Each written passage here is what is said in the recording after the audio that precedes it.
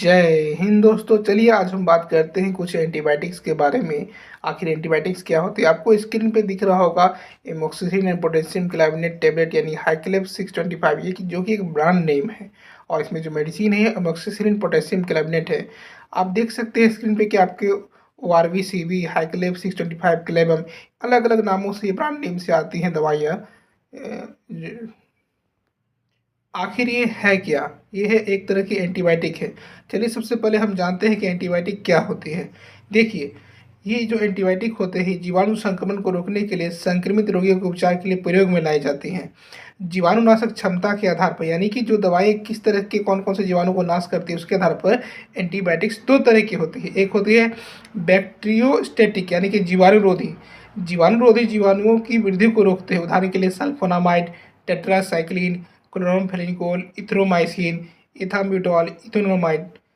और जीवाणुनाशक बैक्टीरियोसाइडल। जीवाणुनाशक जीवाणुओं की वृद्धि को तो कम करते ही हैं, साथ ही जीवाणुओं को नष्ट भी करते हैं। उदाहरण के लिए penicillin, aminoglycosides, peptidoglycans, rifampicin, cotrimoxazole, सिप्रोस्पिन, वेंकोमाइसिन, सिप्रोफ्लोक्सासिन, नॉरफ्लोक्सासिन, आइसोनाइजिड। यहाँ मैं आपको बताता चलूँ कि कुछ एंटीबायोटिक्स जो होती होती हैं जो कुछ विशेष परिस्थितियों में उसका उपयोग नहीं किया जाता। जैसे मान लीजिए कोई प्रेगनेंसी का कंडीशन है या स्तनपान हो रहा है या एक महिला अपने बच्चे को दूध पिलाती है, उस कंडीशन में sulfonamides, penicillin, ampicillin, tetracycline, chloramphenicol, isoniazid, इन औषधियों का उपयोग नहीं किया जाता है। ये औषधियाँ प्रेगनेंसी में महिलाओं को ये औषधियाँ नहीं दी जाती हैं, क्योंकि ये दूध के द्वारा बच्चे तक पहुँच सकती है। इसलिए इन औषधियों का प्रयोग इन अवस्था में नहीं किया जाता है। चलिए अब हम जानते हैं एमोक्सिसिलिन के बारे में। एमोक्सिसिलिन जो है यह अमीनोपेनिसिलिन ग्रुप का मेडिसिन है। इसका कार्य क्षेत्र काफ़ी विस्तृत है। यह एक काफ़ी ग्राम पॉजिटिव और ग्राम नेगेटिव दोनों तरह के जीवाणुओं पर यह दवाई काम करती हैं। दोनों तरह के जीवाणुओं को ये नाश करती है। मुंह से लेने पे, यानी कि अगर आप इसे खाते हैं तो इसका अच्छा अवशोषण होता है। इसे खाने के समय पहले या बाद में कभी भी ले सकते हैं। अब जानते हैं कि इसका उपयोग किन किन अवस्थाओं में किया जा सकता है।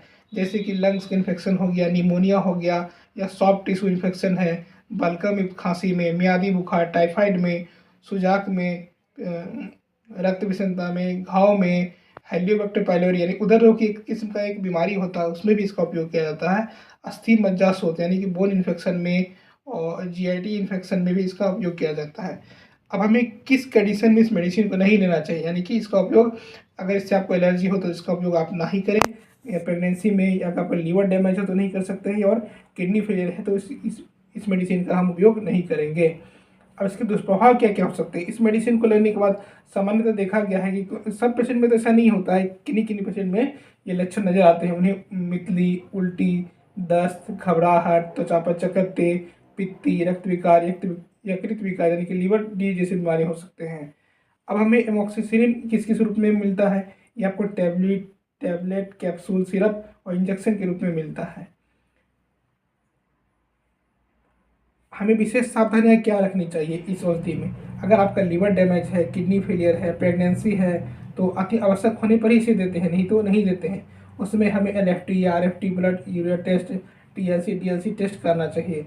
अगर कोई जो बच्चे हैं या 60 वर्ष ऊपर हैं तो इसे ऐसे औषधि का प्रयोग करने से कोई समस्या हमें नज़र नहीं आता है। लेकिन फिर भी मैं आपको बताता चलूँ कि आप किसी भी औषधि का प्रयोग अपने फिजिशियन की सलाह से ही करें।